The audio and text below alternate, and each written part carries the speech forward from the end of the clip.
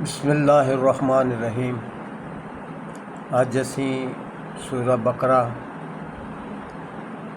पहला पारा चौथे रकू तो लग के 7वें रकू तक का निचोड़ पेश करने की सादत हासिल करने। चौथे रकू च अल्लाह पाक ने ये दस्या है कि सारी कायनात नूं बनाने वाला अल्लाह की ज़ात है।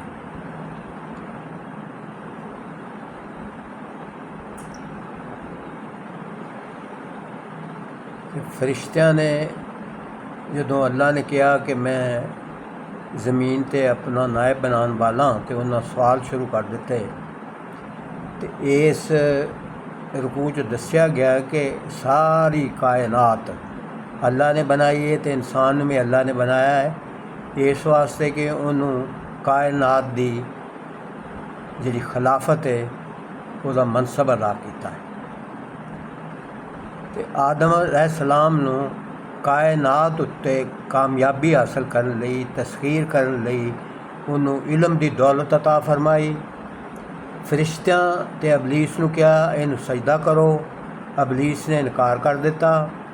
आदम अलैहिस्सलाम नूं सारे इल्म अता फरमा दिते तो ये चीज़ भी दस दी कि यह जड़ा अबलीस है ये आदम अलैहिस्सलाम तेरी नस्ल नूं बुराई वाल इनकी तवज्जो करेगा, मगर इन दे नाल नाल अल्लाह हदायत भी नाज़ल फरमांदा रहेगा तो जेड़े लोग हदायत ते अमल करनगे वो कामयाब हो जाएंगे तो जेड़ा हदायत ते अमल नहीं करनगे वो अजाब का शिकार होंगे।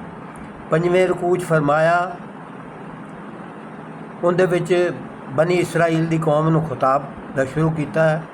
तो उनदे च आख्या गया है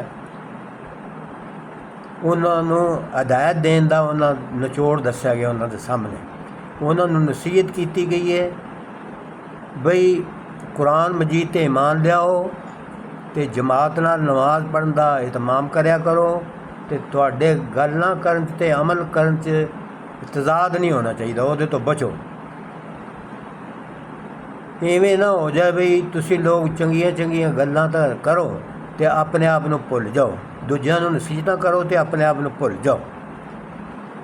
छेवें रकू जो फरमाया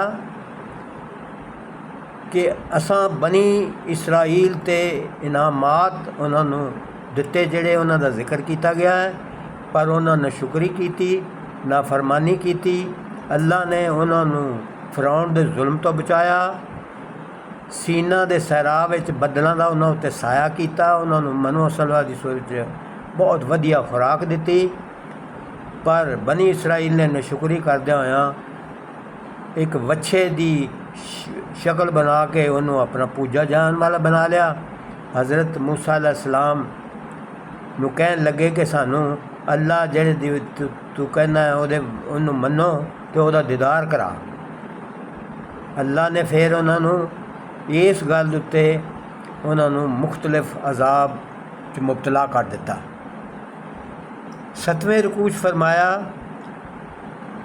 कि वो जी उन्होंने नाशुक्री की उनदे तो उन्होंने उत्ते जिल्लत ते मुताजी जिहड़ी है वो उन्होंने उन्होंने दिती, जिल्लत दिती ते मुताजी दिती।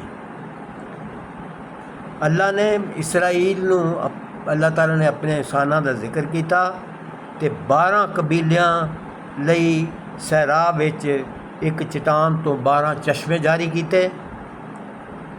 उन्होंने अल्लाह का शुक्र अदा करने की बजाय मूसा अलैहिस्सलाम नूं आख्या असी मनो सलवा खा खा के ना अक्के पे हाँ तो सानू ये गज़ा पसंद है जिहड़ी ज़मीन के अंदरों निकले। अल्लाह ने उन्होंने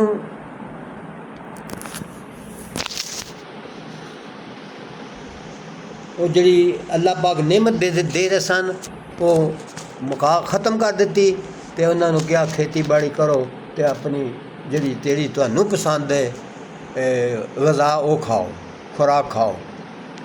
ਤੇ ਚੂੰਕਿ ਉਹ ਮਿਹਨਤ ਮੁਸ਼ੱਕਤ ਦੇ ਆਦੀ ਰਹਿ ਨਹੀਂ ਸੀ, ਇਸ ਵਾਸਤੇ ਉਹਨਾਂ ਕੰਮ ਕੀਤਾ ਨਹੀਂ ਤੇ ਉਹ ਫਿਰ ਮੁਹਤਾਜੀ ਉਹਨਾਂ 'ਤੇ ਮੁਸੱਲਤ ਹੋ ਗਈ, ग़ज़ा ਦੀ ਕਿੱਲਤ ਹੋ ਗਈ ਤੇ ਉਹਨਾਂ ਨੂੰ ਜ਼ਿਲਤ ਉਹਨਾਂ 'ਤੇ ਤਾਰੀ ਹੋ ਗਈ।